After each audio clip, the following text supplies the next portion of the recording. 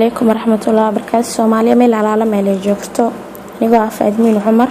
waan jecel mar walba inaan iska kala faa'iideysano inaan faa'iideeyo meehan waxaan rabaa inaan iska nadiifiyo gacmanka meehan mid madowgayga ah waxaan soo diyaarsaday koob waa iska nadiifinayo waxaan soo diyaarsaday sida ujeedaan kan waa saliid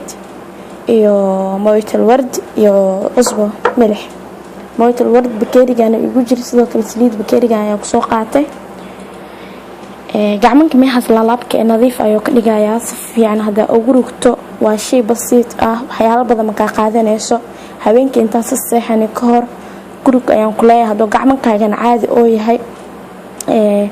isbuuci hal mar laba mar waa ku rugi kartaa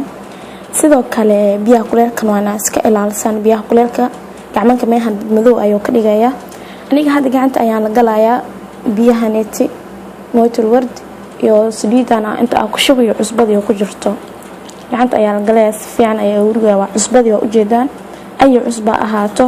iyo mooytal ward ayaa soo qaadanaysaan iyo saliidaas taas ku shubaysaan zeed saytuun waa taqaaniin waa wax basiit ah aniga ayaa ko aan soo jarabay ayaan isku soo baraway marka oo fiican in aan arkay ayaan jeclaaday in aan u faa'iideeyo gabdhaha walaalahayga si fiican ayaa gacanta urugeysaan sida cad ay ku noqoto kisto laba bar kadib hal mar ama habeenkii markaas seexanayso habeen walbo saas iskayga rug sidoo nadiif oo u ahaado gacantaada insha Allah markaas oo rugto waa soo dhaqi ay kareem haysato maxaan leeyahay hadda kareenkan ayaa haystaa marka gacanta saabuun iyo oo mansana ku soo dhaqo kareenkan ayaa marsanaya ay kareen haysato waa marsi kartaa laazim ma aha gacmanka cad ay ku noqonaysaa nadiif ay ku noqonaysaa marka cusbada saas oo rugto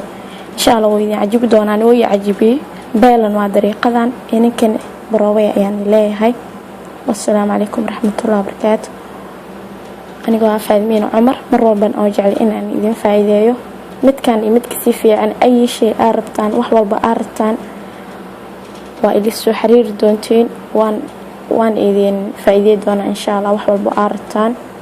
ila soo xiriira waan idin soo faa'iideeyna insha Allah assalaamu calaykum waraxmatullaahi wabarakaatuh